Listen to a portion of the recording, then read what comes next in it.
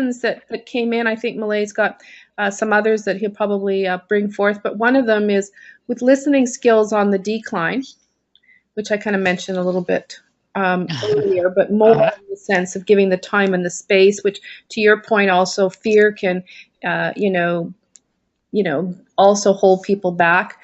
How do you regenerate that inner child, that is curious about everything, right? Because, we're not, when we're produced initially, little tykes, everything's new, right? We're constantly curious. And yet over time, we experience different situations and different dynamics. And so I love the fact your environmental context does definitely shape you. And also your linguistic discourse gets shaped. And so are we reprogrammable to regenerate that inner child? So what's your thoughts on that? Oh, definitely we are. And there's a lot of research about how you can live longer if you're more curious. And there's great research on just the differences that we go throughout our lifetimes of how things are impacted. And I think the way to rebuild, for the first thing you have to do is recognize what's been impacted. And I think that that's the problem, is we haven't been able to measure that or determine what it is that's holding us back. And if you don't really know that, then you can't go forward as easily. Now, if you can get a baseline and you could say, well, okay, here's what's impacting me. Now that I understand that, I can do this activity or that activity, and this will help me be a better critical thinker if I learn to maybe research in this way, or maybe I'll teach something that makes me look up this or look up that to give a presentation at work, and that'll make me learn this topic, but it'll also teach me critical thinking of how to put this all together. So I think that there's a lot of information that we're trying to teach people in these training courses about how do you do this, how do you improve your critical thinking, and I think it's all through these action plans that we have them come up with, and that'll help in so many ways. Critical thinking is just one of the many things that we found that had a very strong relationship with improving curiosity. Yeah, so just to build on what you said, and we've all been in workshops as leaders where we had to build action plans, right? And in the session, we're very committed and passionate. The individual accountability is there in the moment, right? Right. And I would call it the tension, right, to create the check-ins on that. And what are your thoughts there in terms of mentorship, peer support systems? So when you're doing the action plan, diodes are very good forms of connecting two people to then help each other, and sort of formalizing that as to who your support system is on your action plan. That kind of feedback loop is kind of like a systems thinking approach. But what are your thoughts on that? Because my experience has been over the years, and is that people don't hold true to their promises and from the workshops into the real world, and because they need the tension, and maybe yeah, so I just love your thoughts on that. Especially curiosity needs patience and it needs nurturing, right? And as an individual going to have the sustenance by and large, like what percentage will actually execute, right? That execution's a big concern right now on voice versus actionable outcomes with results, right? Well, I really think that it ties into, it's similarly to what organizations have done with engagement. If you don't have it set up into your culture where you have it part of the follow-up meetings, part of diodes, or whatever it is that you want to set up to make sure that people have a mentor or somebody that follows up, it'll be just like anything else where they won't be able to implement it. So it's so important. What you said is really critical, that they need a support system. This is all part of a question I get a lot about bandwidth.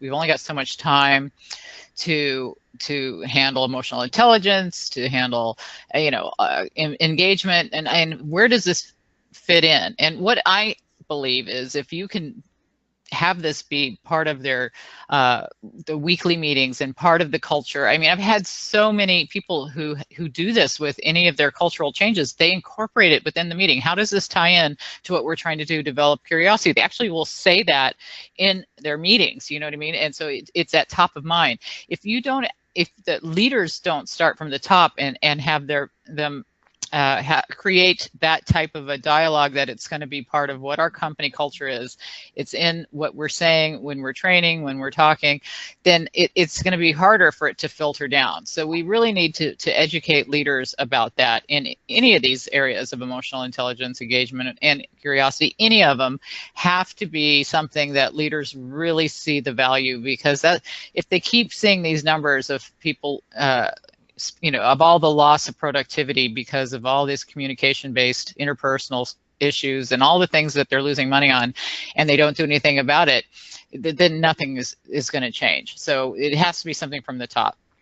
Yeah, I'm really glad to hear you're talking about the discourse and the language, and to take it a step down. I think, if we're really serious about innovation capacity, we should be looking at every single business process and practice and method, and then having the discussion on what dialogue or process insight is being given to curiosity and innovation, just so it permeates. So it's got to go through multiple layers of artifacts in order to really stick, right? So one of the questions that came in earlier was, will AI enable us to have more time to be curious? I think the answer is depending on what use case that's involved, right? And what AI is trying to do.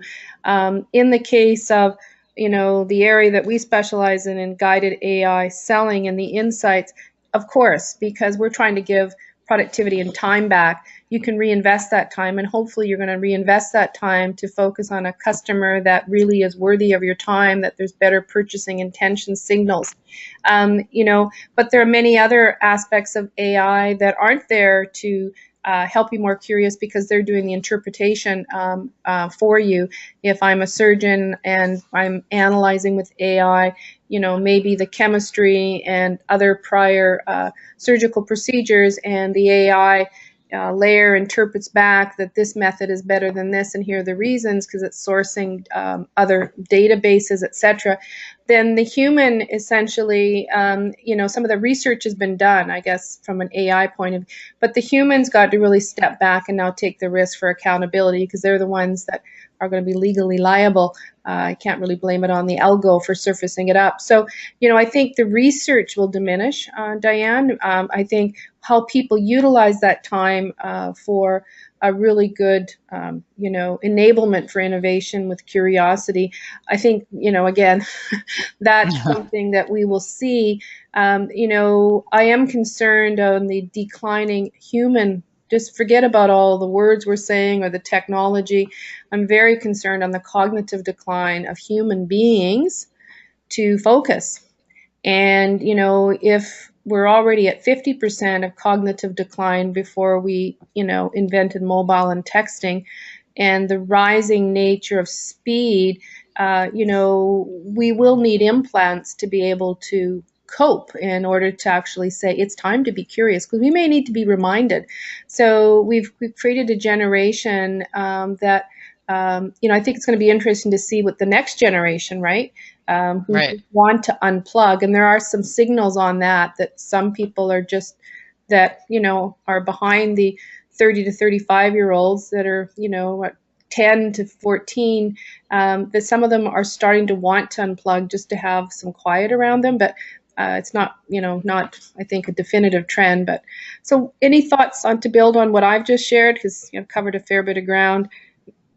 Well, until we get the matrix implants in our brains, which would help us have, that. I agree with everything that you're saying, that we're getting to have such a short attention span, because I think a lot of it is tying into we let everything do everything for us, so we don't really have to spend much time thinking or developing our brain. And that's what I'd like to see with developing curiosity, is to just make that dialogue in our brain a little bit different. Like, well, why is that? And what I guess when I read Steve Wozniak's book, I was really impressed by what his father did with him when he was young.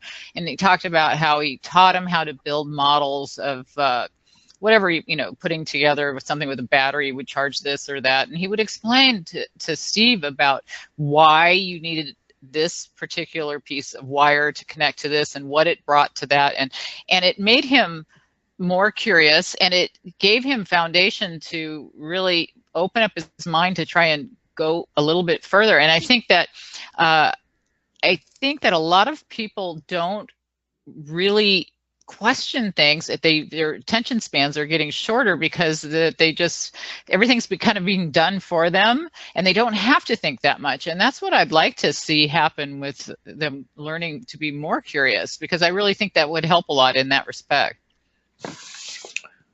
Thanks, Diane. Thanks, Diane. There is one question that just popped in, and this is an interesting one. So before we wrap up, if we could just quickly run through this. It goes as follows. Neuroscience research has shown that perceptual curiosity in particular, i.e. problem solving, maps to the hippocampus, one of our critical memory centers. And there has also been an observed increase in incidental learning. So, have you been able to document any impact on the unlearning curve, i.e., the fact that we forget on average 87% of whatever we learn within 1 month following the training? Well, that's a really interesting question. I have not personally done that research, but now you're making me want to. I'm very curious to know what we would see if we did that, because we are seeing quite a bit of overload where people there's too much. It's almost like putting pennies on a table. You put one extra penny, something falls off. And I think that in problem solving, that if it's mapping to certain areas of the brain, that would be something that would be easily replicable in research. But that's something I might talk to Francesca about when she's on the show, because I'd like to see, because she works at Harvard, and they have a lot more behind the research that they can do. So I don't have the answer for that. Do you, Cindy? Well, I have a point of view. I think it goes back to the discussion that we're talking about, is that you need the tension, right? And if you don't build the support mechanisms in, and based on the research that I've done before when I was a little while back, but at Accenture, we know in a major change program in the training that you need to keep up that tension sometimes for 2 to 3 years in order to get the cultural absorption, right? So often what happens is that a new CEO or an executive comes in, or an HR, chief people officer. They do some diagnostic, whatever it may be. Usually it's the leadership dimensional attributes, and they want to intensify some domains, right? And then they start the investments in additional overlays. But usually what happens is that if some of those leaders, those change transformation leaders, and it's not really baked in deeply and sustained and supported at the board level, and I'm talking obviously large organizations, it just is the flavor of the month.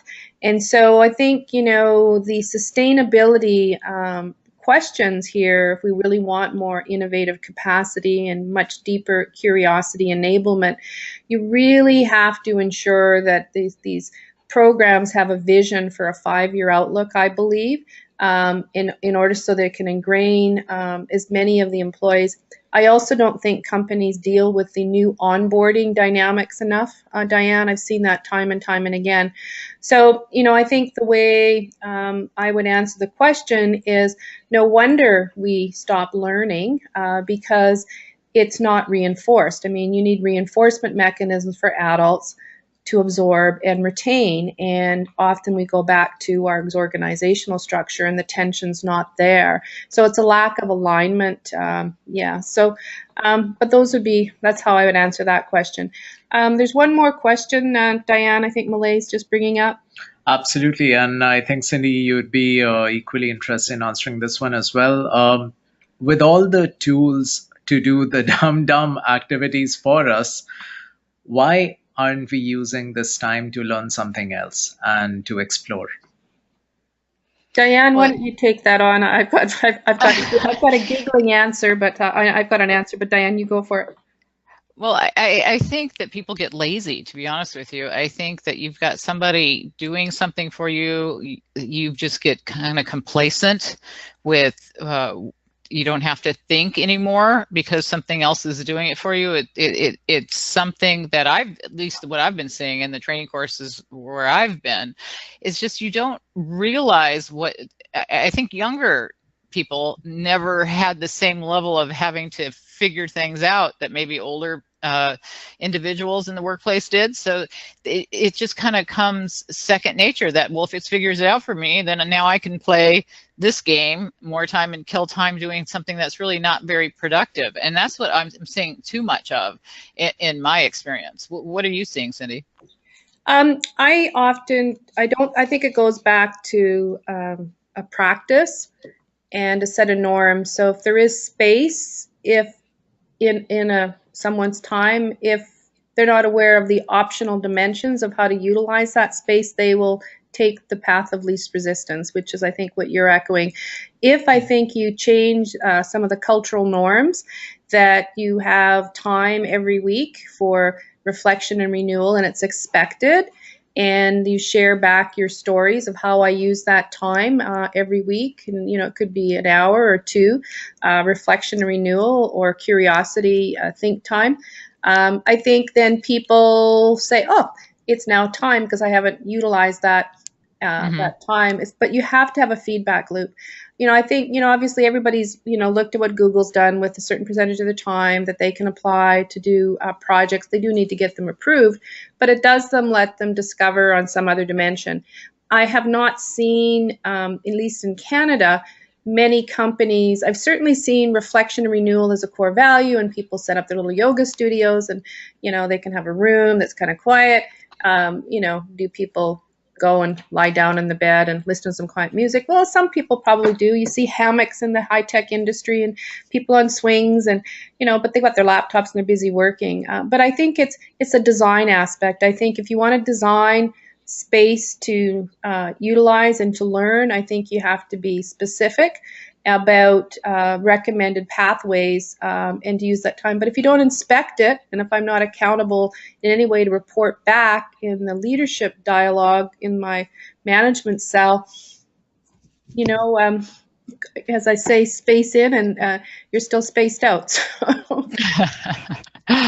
Yeah, I think that was a very eloquent way of putting it, though, the fact that it is about expectations. And I think you're going to see a lot more focus on mindfulness. When I had Daniel Goleman on recently, since he was so impactful in the area of emotional intelligence, and now his latest book's called Altered Traits, and he's much more focused on that type of thing. And I think you're going to hear how we can get to be, open up our minds to do new things, different things, be more connected. And I think that that's going to be a lot of the direction you're going to see this year. Oh, interesting. Fantastic. Love it. And Dan, if I may just draw attention to the screen for the final question. This is, of personal interest to me as well. How do you incorporate curiosity training with your limited development time to develop employees? Well, I mean, I think that we kind of touched a little bit on that earlier as far as, you've got engagement, surveys, you've got emotional intelligence surveys. You've done a lot of these things in the past. They found time to do DISC. They found time to do these things. But what they didn't really do is the follow-up training. So, I mean, as far as the initial assessment would be just like incorporating any other new assessment into their time. What the challenge would be is the follow-up training and making it an expectation. And what I see too much of, at least in my organizational experience and the people where I consult, is that they have meetings to have meetings, and then basically the meetings are about the next meeting, and nobody's getting anything done but meeting. And that's what I'd like to see, efficiency incorporated in how they communicate with people, because what we want people to do is really have meaningful communication sessions about curiosity, and not just set up meetings because that's what it's expected at Monday morning at 8 o'clock, that we're going to talk for an hour and nobody really wants to talk about anything, so they talk about what the next meeting is. So I think some of this has to be a dialogue that leaders have. Are our meetings our training sessions, are what we're doing, the things we're doing right now, are they really efficient? Are we spending 30 minutes trying to get everybody to hear the virtual call and it doesn't work? Are we, I just see all kinds of crazy things going on in training sessions that really need to be fixed. So if what this could be incorporated with is any engagement follow-up, any emotional intelligence follow-up, but if they're not doing that, if they're just taking time to do meetings for the sake of meetings, I think they're making a big mistake, because there's plenty of time out there. Absolutely, Dan. It's been a treat so far listening to all your insights. Truly amazing. With that, we'll bring. Thank you. With that, we'll bring this session to a close. Now we are almost on the top of the hour. Thank you, everyone, for having paid attention and for giving us your time to learn more about curiosity, how to inculcate that culture, what skills are needed, what challenges we face. It's becoming more and more important as we go about our days to bring in these things and pay attention to them if we are truly to thrive, compete, and succeed in the years that come through. Things are getting noisier than ever. I would like to conclude with a little bit about us. Sales Choice, as I had mentioned, it's a predictive and prescriptive analytics solution.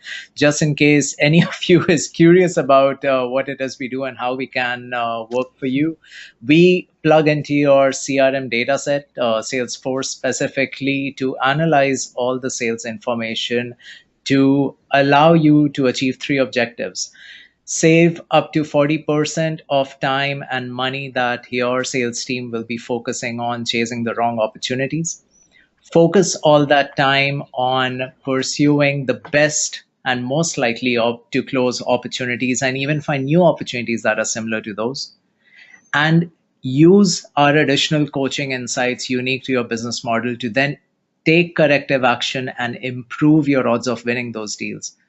As a result, what you end up with at a bare minimum is a 30% reduction in cost of sales, as well as a 10 to 15% increase in top line revenue while improving your productivity. And just in lines of curiosity that we have discussed so much, you finally get to understand exactly why you win or lose deals that you may have thought were in your pocket. So that's what we do. And if you would like to engage with us, we, of course, bring in a lot of pedigree with recognitions from the major analyst firms out there, as well as a lot of awards, including the most recent one being the Digital Transformation Award for AI Innovation, primarily on account of something we call transparent AI, which is more about ethical AI that can explain why it's doing whatever it's doing. So if you are curious to look at more of our information, to get educated, to learn more, there are a lot of interesting content out there on saleschoice.com under our resources section. We populate it quite regularly, and you will be getting invited to future events as well. And these, what you see on the screen, just as a recap, are some of our previous guests with whom we have had equally wonderful conversations. And if you would like to take out 15 minutes to see our product in action, be amazed, feel free to book a demo on the website, or even send us an email at marketing@saleschoice.com. And of course, we have over here Dr. Diane Hamilton, who I would like to profusely thank for her time and all the wonderful insights she has given that we plan to actually carry and implement as we go forward. Don't forget to make sure you download her handout, a white paper, which you will find on the screen, and also to reach out to her to continue the discussion as we move forward. Diane, any final words from you? Oh, I really appreciate it. It was such a great conversation. And if anybody would like to reach me personally, they can reach me at Diane@drdianehamilton.com, and they can find out more about the Curiosity Code Index and the Curiosity Code book at curiositycode.com. Thanks, Diane. A real pleasure, everyone. And thanks, Malay, as always, for being such an incredible host. Thank you. Thank you, and have a good day, everyone.